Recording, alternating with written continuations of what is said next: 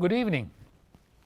We concluded our last episode by showing that the first capital evolution occurred when the serfs left the manorial estate for the towns, establishing an artisan and a merchant class.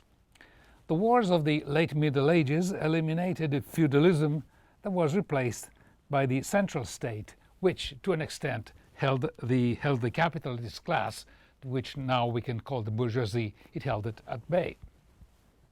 The Civil War in England and the French Revolution 100 years later sanctioned the leadership of the capitalist bourgeoisie and the effective end of the nobility as a class. Capitalism exploded during the Industrial Revolution, leading to the creation of monopolies, and the monopolies now being tied closely to finance-capitalism. The next stage after the creation of monopolies is a fight for world dominion. That is the stage we are currently living in. Given that a nuclear war is, or at least hopefully it is considered as a last resort, there are alternatives. As we saw actually in the last episode, finance capitalism finds the more profitable opportunities in the exploitation of third world countries and generally in war, which war, by the way, may not mean direct confrontation of the armies of the contending parties, but it includes financed color revolutions and, as they call them today, hybrid wars. What is a hybrid war? Here is the answer in clear-cut Pentagonese directly from the manual of the Pentagon. A hybrid war is to disrupt multipolar transnational connective projects through externally provoked identity conflicts, ethnic, religious, political, etc. within a targeted transit state. In other words, finance proxies inside the nation so that they can change the government by force to be run by puppets of finance capital. Call it a democracy, call any objector a terrorist, and kill him. Now, the strengthening of the monopolies in the hands of a small group brings with itself the concentration of more and more power over the state. And it follows that the policies of the capitalistic countries become associated with these groups. The final phase, according to the gurus of the neoliberal capitalism, is now. You will have heard, no doubt, the term the end of history. And it does not mean, of course, the end of time, but that the concentration of powers in various countries constitutes essentially a world monopoly under the leadership of one of the monopolies, the one with the greatest power or willingness to use war to tame the countries, if any, which will refuse to be subservient to the ruling monopolist class. And should you have any doubts, Obama said clearly, we occasionally have to twist the arms of countries that wouldn't do what we need them to do. These things are happening under our eyes, and anyone interested in exploring the news behind, or rather beyond, the fabrication of the regime media, which is the media of finance capital really, will be able to see them and verify this development by itself. But there is a logical objection to this state of affairs. Finance capital groups fight among themselves to exploit various opportunities and to divide the world accordingly. Why not come up to an agreement on the partition of the spoils, so to speak? In fact, they do come to an agreement at times, and it would seem that by so doing, peace should be possible even under a capitalist system. The crucial point, however, is that these agreements are never lasting. Sooner or later, one finance capital group is no longer content with its allocation, and this finance capital group will denounce the agreement, and if the other parties to the agreement do not submit, you see here what happens next. Their arms will be twisted, as we saw before. And this is just about the fate of all trade agreements. We can say they are only an armistice in a continuous war between finance capital groups of different countries. For example, after the dissolution of the Soviet Union, which was really the first successful color revolution, Western finance capital proceeded very quickly and expeditiously to appropriate itself of the wealth of the defeated nation. The process would be facilitated by fragmenting the vast Russian continent into enclaves of finance capital entities, similar to what happened in the actual current European Union. The original agreement at the dissolution was that NATO, which is the strong arm of the United States, would not move eastward. As you know, the official justification for disregarding that agreement was that it was only verbal. Now, if you can get hundreds of millions of people to digest this explanation, you can get them to believe just about anything you like. I do not wish to digress further from the subject, which is the essence of Marxism. But war, as well as financial booms and busts, are the hallmark of the type of organizational structure that we live in. The economic process, that is, the concentration of production and capital, leads inevitably to war. Now, no historical phenomenon is entirely linear, or for that matter follows logically what may seem logic to all of us. As we know, and I attempted to demonstrate in episode number 2 of the series of Marxism, the exploitation of third world countries creates enormous fortunes for the finance capital combines, who in turn constitute essentially the state itself. I will illustrate the phenomenon referring to Britain as the heyday of the imperial possession. British capital, given the massive profits obtained from the colonial venture, could respond to the pressure of the British working class, pressure for better working conditions, by satisfying the demands of the upper section of the skilled workers. Consequently, some section of the working class in Britain secured higher standards of living than elsewhere, and in turn these privileged workers identified themselves with the capitalists' exploitation of the colonies. This was a characteristic of countries that had reached the imperial stage. Now, sections of workers in a relatively privileged position, especially the leaders, became what in Marxist terms are defined opportunists, meaning that they had come to terms with the capitalists on behalf of their own privileged sections, disregarding the conditions of the great mass of the other workers, which caused the leading section of labor and of the socialist movement to become closely identified with the imperialist policies of the financial capital groups in their own country. And this became very clear, especially during the First World War, by the association of official labor movements in England with the imperialists favoring the war. In practice, this was the identification of their own interests with those of the ruling class. As we noted before, the revolutionary struggle is always conducted by the class which is coming to power in the new system of production, but it's not that class alone.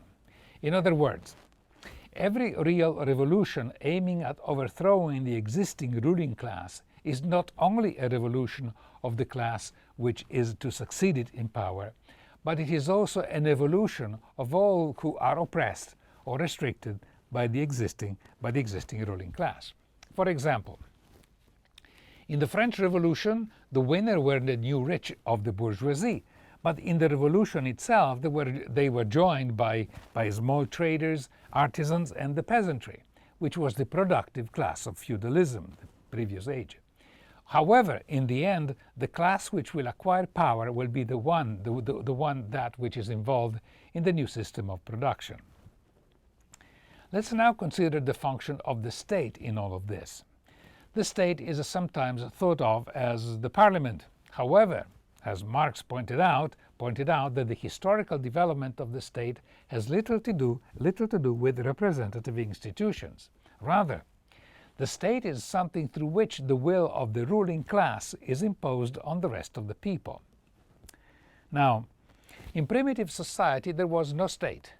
But when society became divided into classes, the conflict of interest between the classes made it impossible for the privileged class to maintain its privileges without an armed force directly controlled by this class to protect its interest. This public force exists in every state. It consists not merely of armed men, but of material appendages, such as prisons and regressive institutions of all kinds. And this public force always has the function of maintaining the existing order, which means the existing class division and the class privilege.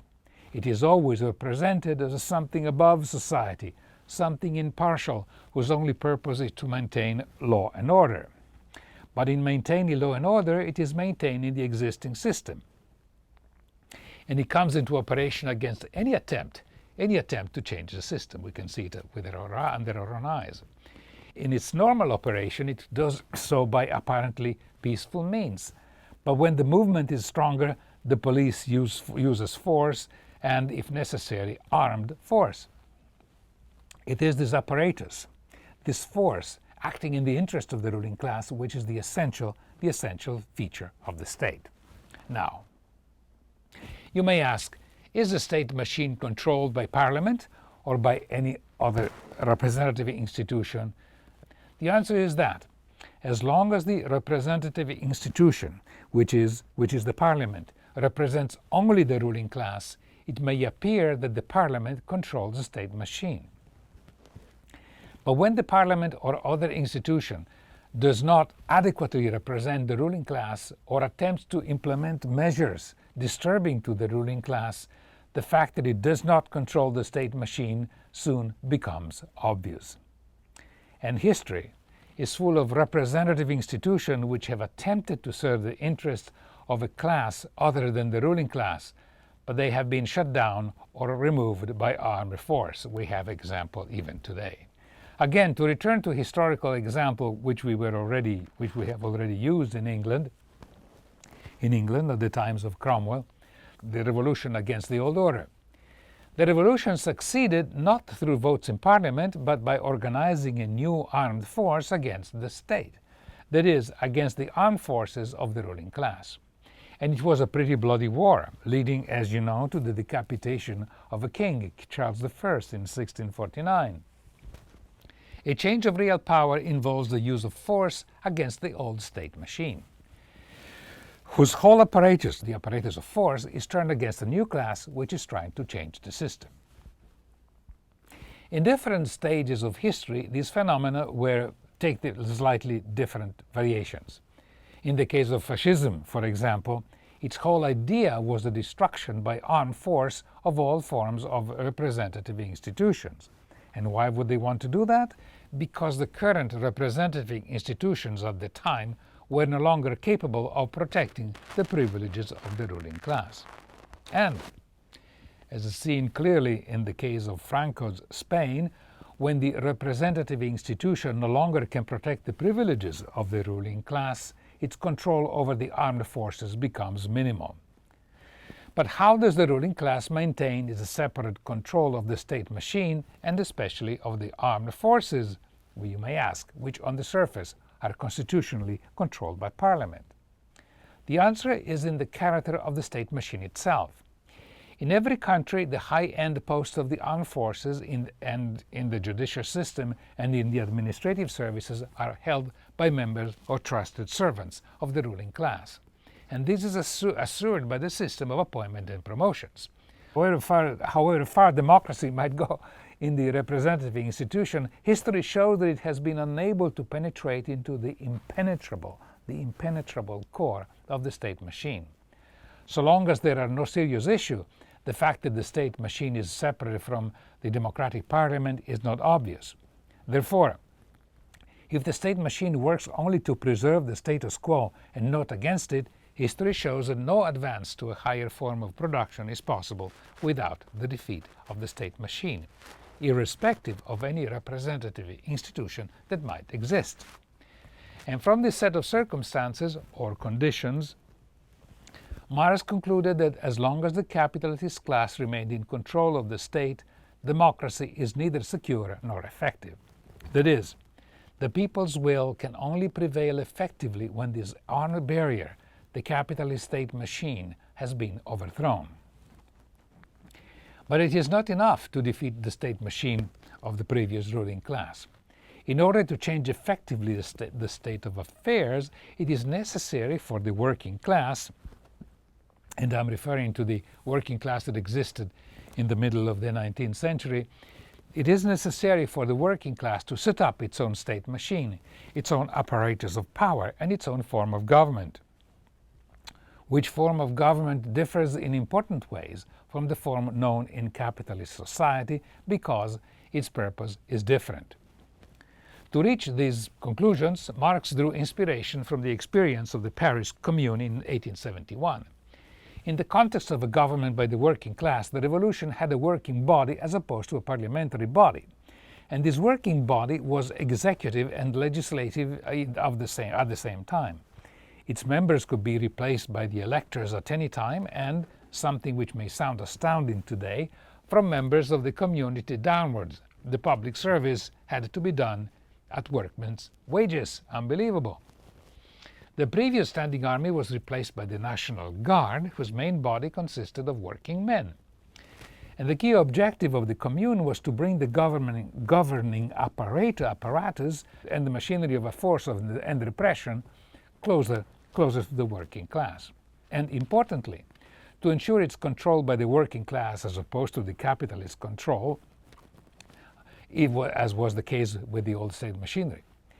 It is in the context of the description of the Paris Commune that Engels, who was Marx's ideological partner, coined the phrase, the dictatorship of the proletariat. It is reasonable to ask whether there is any contradiction between the two statements about the Paris Commune.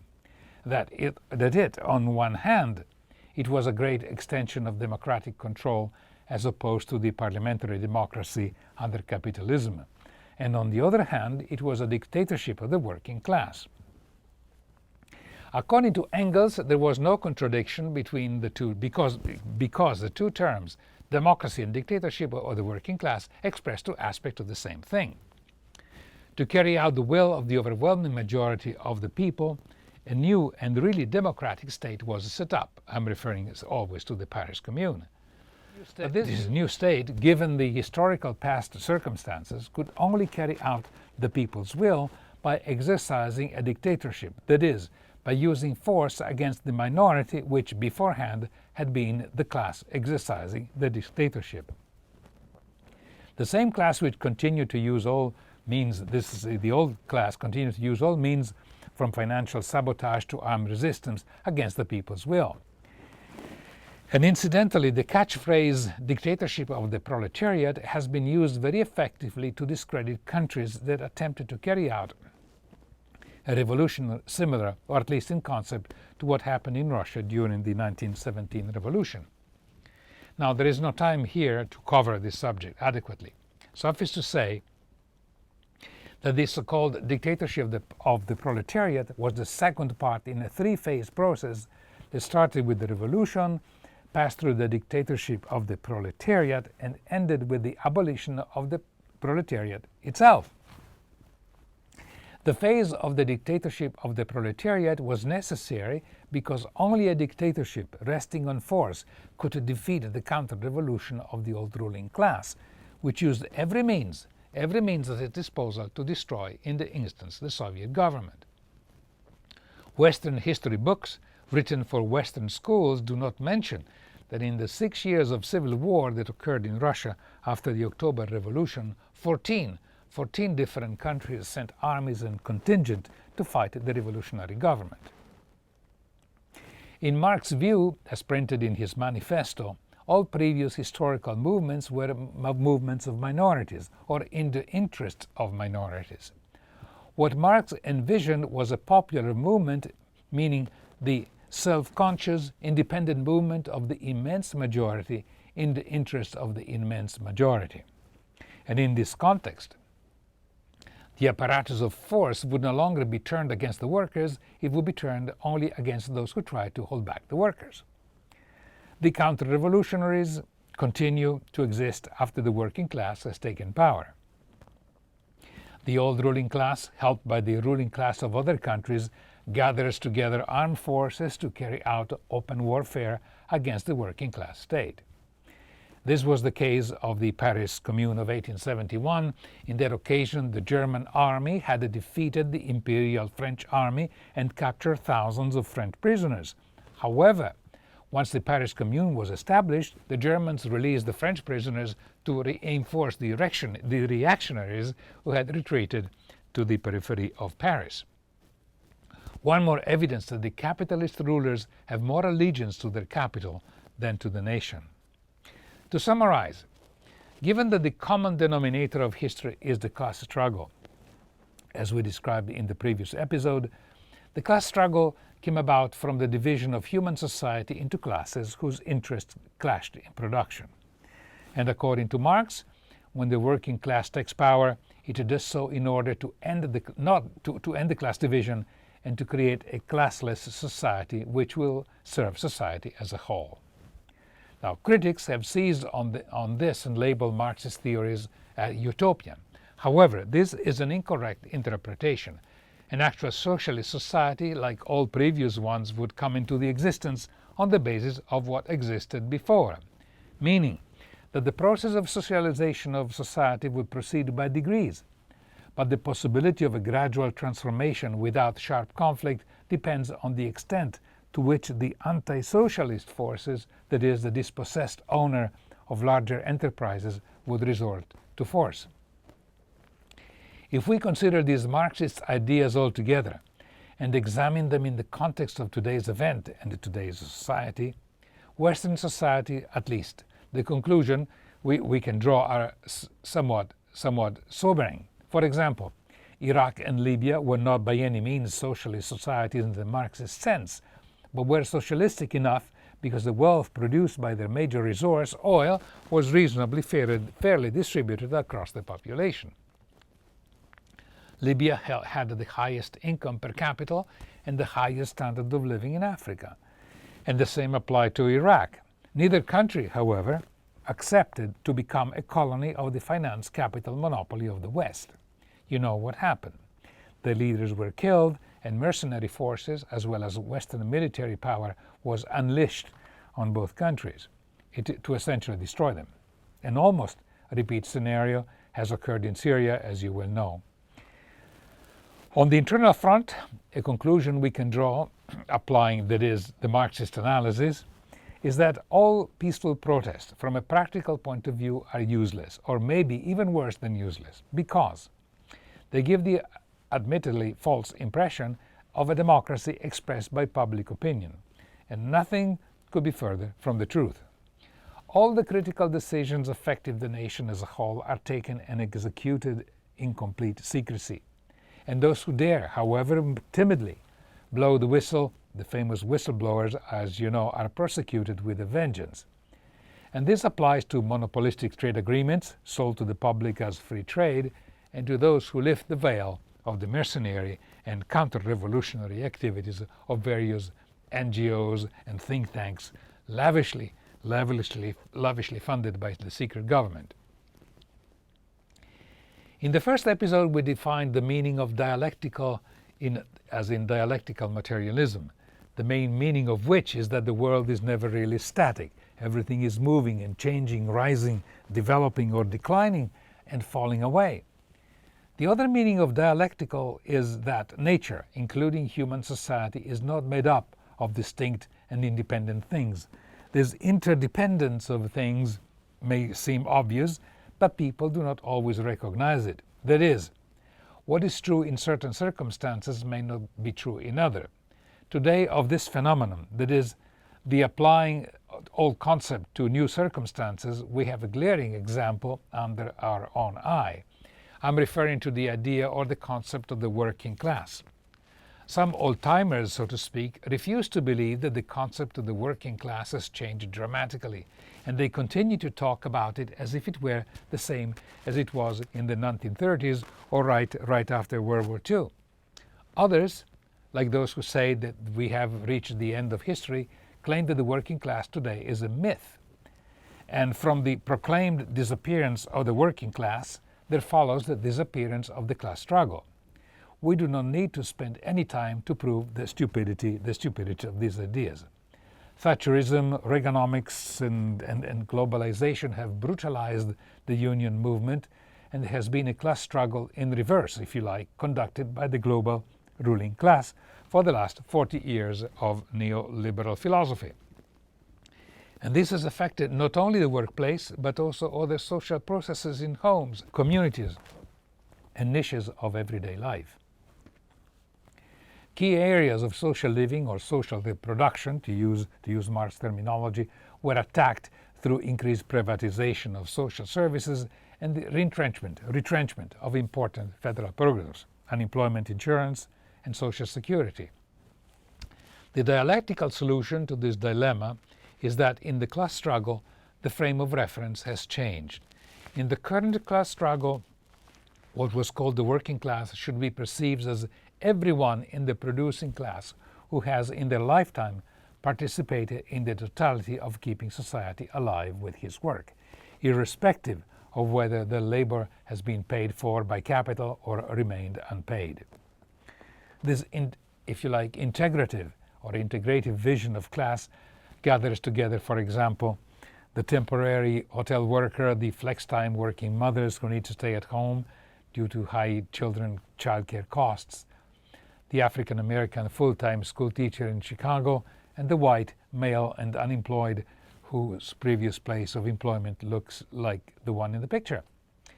In this vision, this new class, let's call it the new citizen class to give it a name, its members come together not in competition with each other, as per the neoliberal philosophy, but in solidarity. Strategic organizing on the basis of such a vision can reintroduce the idea that an injury to the school teacher in Chicago is actually an injury to all the others.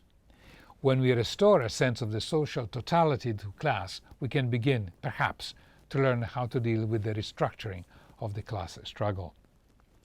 In the next episode, we will study and update the notions that link finance-capitalism to imperialism, which, according to Marx predictions, is the last phase of capitalism. Thank you for watching. Until then, I am Jimmy Moglia for Historical Sketches. Good night.